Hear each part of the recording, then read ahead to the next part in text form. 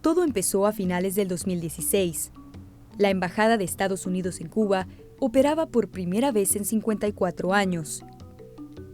El entonces presidente Barack Obama había visitado la isla y Fidel Castro, protagonista de medio siglo de enemistad entre estos países vecinos, acababa de morir.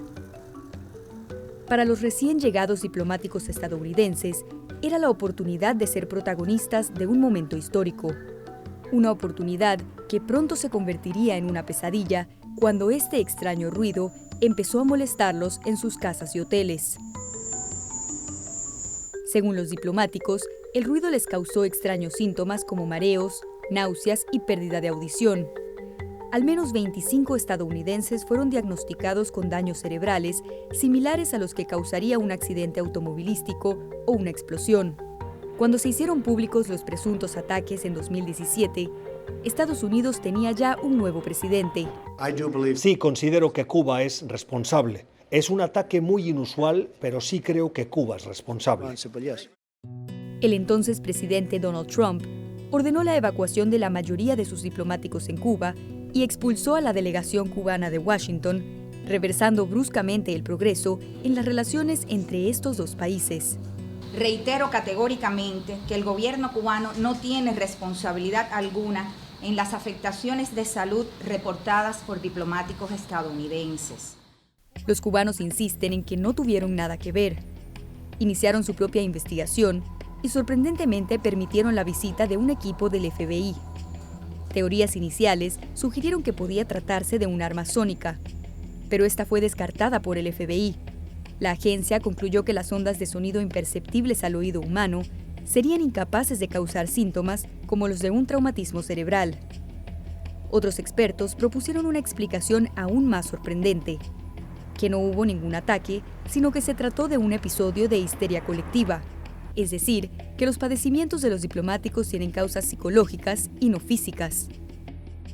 Pero antes de que alguna de las investigaciones arrojara respuestas concretas, más diplomáticos y funcionarios del gobierno estadounidense comenzaron a reportar síntomas similares en lugares como China, Rusia, Alemania, Uzbekistán, Colombia, Washington, D.C. y más recientemente en Viena.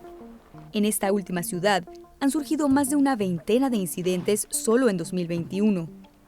Eso es más que en ningún otro sitio fuera de Cuba. Y en total, se han reportado cerca de 200 casos del llamado Síndrome de La Habana en todo el mundo. En 2020, la Academia Nacional de Ciencias de Estados Unidos publicó un reporte cuya conclusión indica que los ataques probablemente se llevaron a cabo con microondas, un tipo de radiación electromagnética. Y el gobierno estadounidense sospecha que el servicio de inteligencia ruso está detrás de ello. De ser así, Viena sería un lugar estratégico. Hablamos al respecto con el periodista Sebastián Rotella, quien ha investigado el tema durante años. Viena es un sitio muy disputado entre servicios de inteligencia, donde hay mucha actividad de inteligencia en general, y en particular es uno de los sitios donde los rusos, que son muy agresivos en Europa, ¿no?, han realmente intentado establecerse, ¿no?, y expandir su poder y intentar presionar a las autoridades, porque finalmente, si son los rusos lo que están intentando hacer es dividir Occidente, Europa contra Estados Unidos y los países europeos entre sí. Entonces, esto podría ser parte de una estrategia rusa de amedrentar a Estados Unidos y causar confusión y conflicto y miedo en diferentes sitios estratégicos en el mapa mundial. Pero hasta el momento, no se ha podido hallar evidencia concreta que compruebe que se trata de radiación microondas, ni que los rusos son los responsables.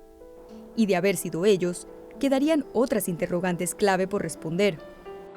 Pensar que los rusos pueden haber hecho este tipo de ataques repetidos en sitios como La Habana y China, sin el permiso de al menos alguna facción de autoridades del país, es difícil de imaginar, porque los rusos precisamente en los ataques y los operativos que les hemos visto hacer a través del mundo son bastante eficaces en hacerlos, pero no necesariamente en esconder la mano. Ante este panorama de incertidumbre, el actual director de la CIA, William Burns, designó como encargado de la investigación del síndrome de La Habana al oficial encubierto que ayudó a encontrar al terrorista Osama Bin Laden. Otras agencias del gobierno, por su parte, también han aumentado sus esfuerzos de investigación. Y es que 5 años después de haberse reportado los primeros casos en Cuba, el sentimiento que domina entre las víctimas y los oficiales de inteligencia es la frustración, pues siguen sin poder responder las preguntas más básicas de este misterio.